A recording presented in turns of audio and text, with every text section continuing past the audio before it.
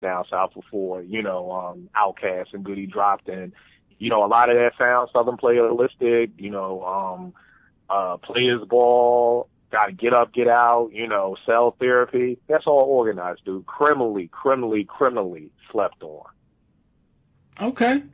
And I'm afraid to even bring up my dude, because I think I might be looking a little, probably has a big, not, I guess when we look at contribution for that region, but I think, man, a dude who's not mentioned nearly enough is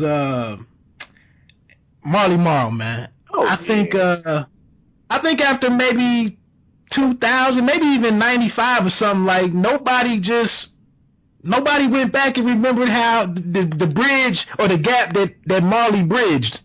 And then, to even come back and have some type of, I don't think his involvement in the Capone and Noriega's first album was what I thought it was originally, but he came back and had, some success with those cats too.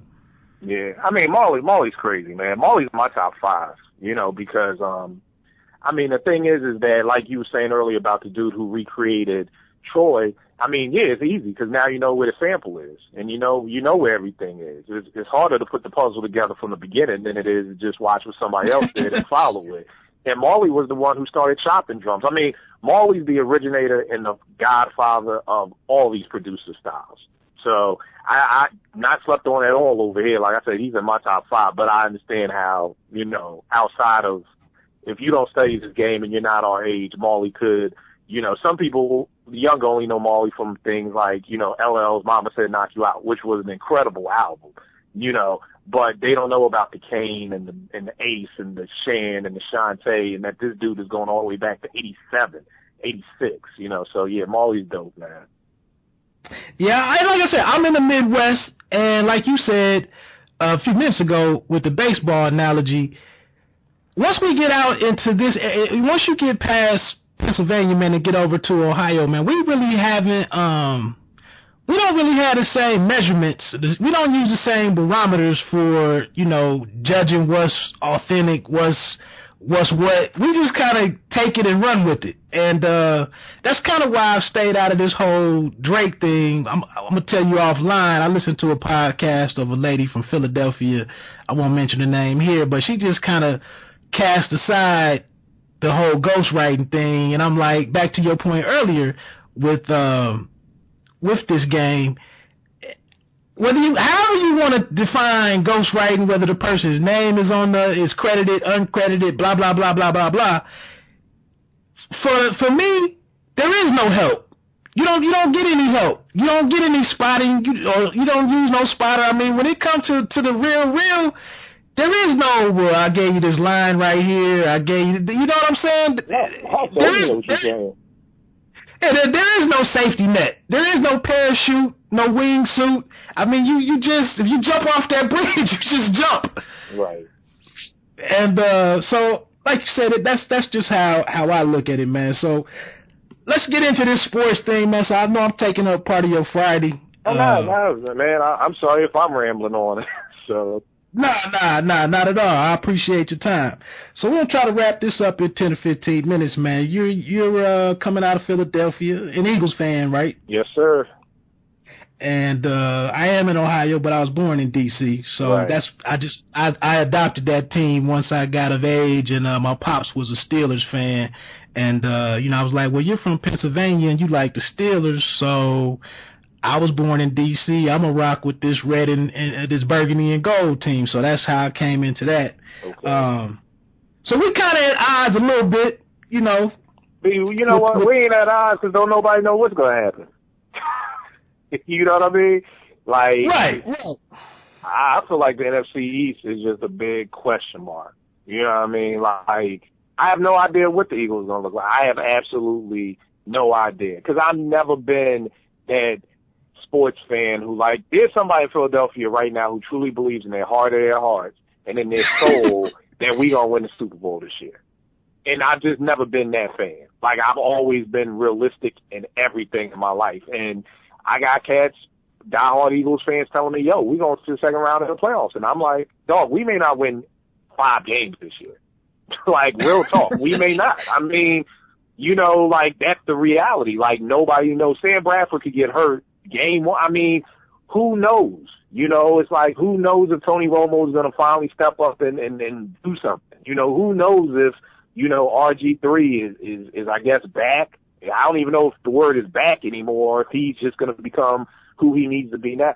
You know, is Eli, I mean, dude in New York don't got no thumb. Like, yo, it's just we in a crazy conference right now, B. For real. It's like 3 years in a row in this same situation, right? Right. I'm just not knowing anybody. You know, of course, everybody's just saying the Cowboys are going to win just because on paper they look the best. But I mean, it could go either way. I mean, the Eagles could turn around and make the playoffs. I have no idea. Like, that's my biggest. I have no idea. Now Chip is a racist. I don't know what's going on at the crib, man.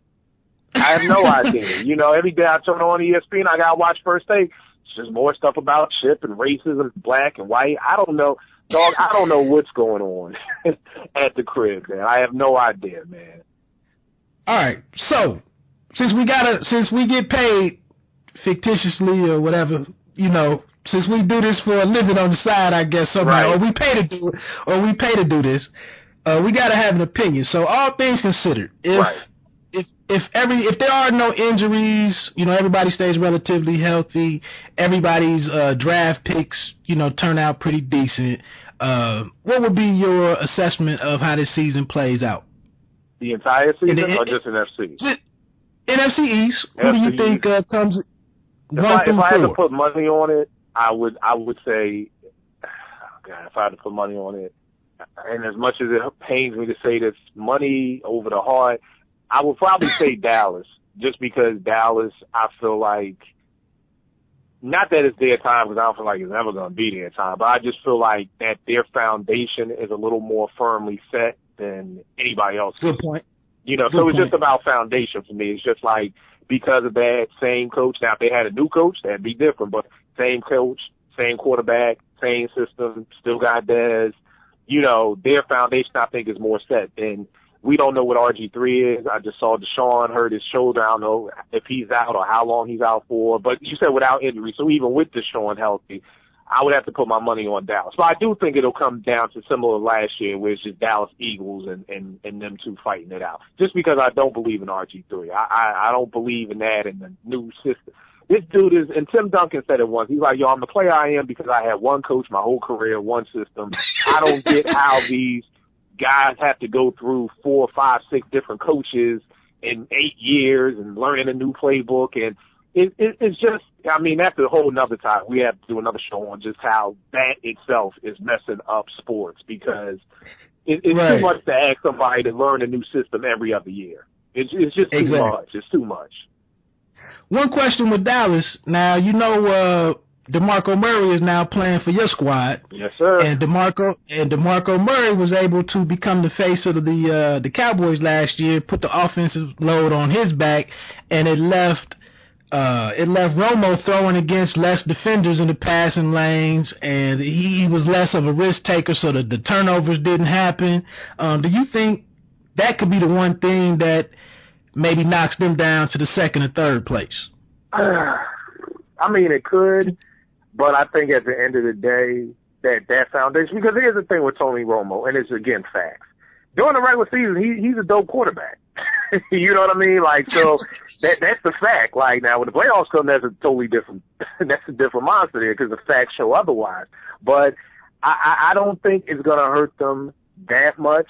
I mean, again, just my 2 cents on it, but I mean, of course, I mean, that's an L, but I mean, you know, of course, all my Cowboys people, because I'm out here in D.C. now, and I've never seen a market that's such cut down the middle between Redskins and Cowboys. It amazes me out here in D.C. Oh, okay. All my D.C. people are like, yo, DeMarco ain't going to do that. Our offensive line helped him, woo, all that stuff. So, you know, he ain't going to do the same thing in Philly, and we good. So, you know, again, I don't know if that's that. One thing about me, a football fan, is I'm real big on just knowing what's going on in my locker room. I don't know. So I only got to hear that from my Cowboys peoples or from my Redskins peoples, what's going on.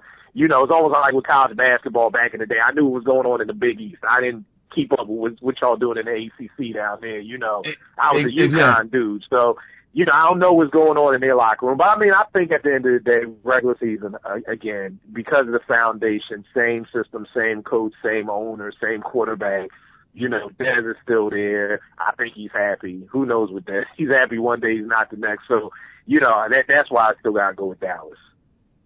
Who you guys coming in the second? Eagles.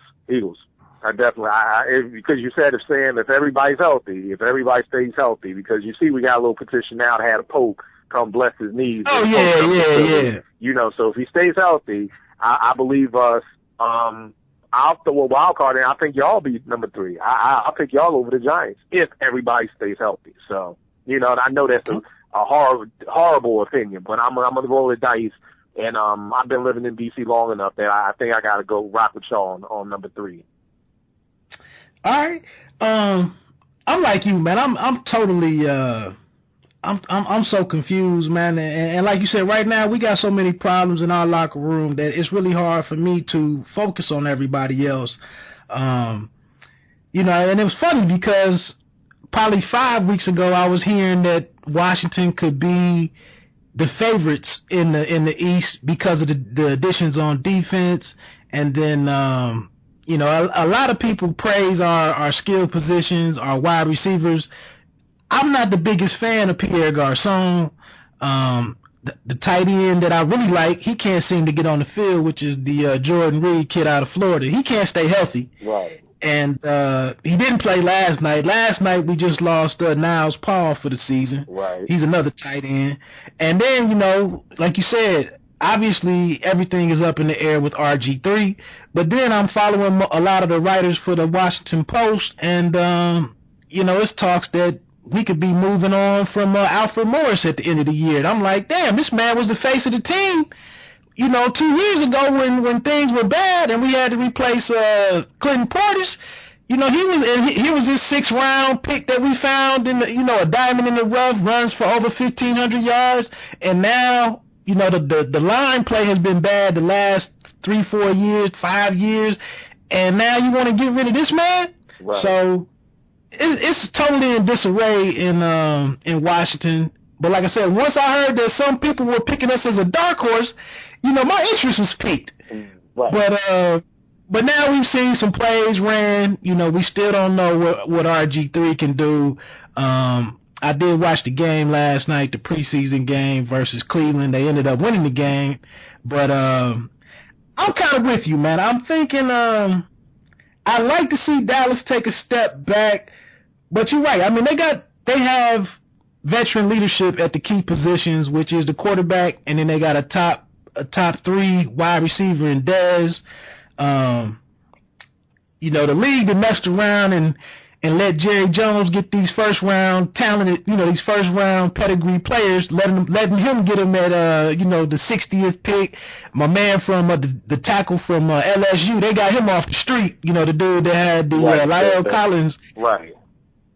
That had the issue before the draft and dropped out of the draft altogether. So I just think Dallas has been able to amass a certain level of talent, and I'm going to go on and get in first place, man. And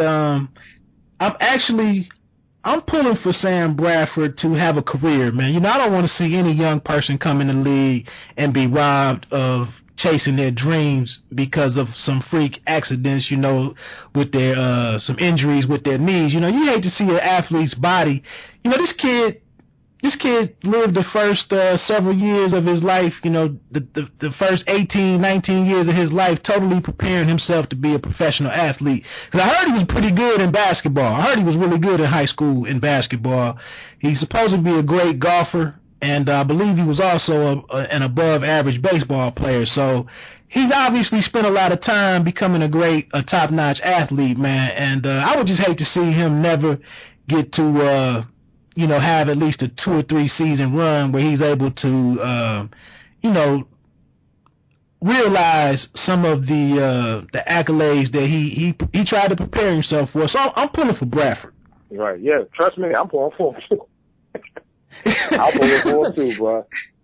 You like Pope? Go on and get that prayer in real quick, right, bro. Go ahead. Right, exactly. Pray over these knees and let's make this happen.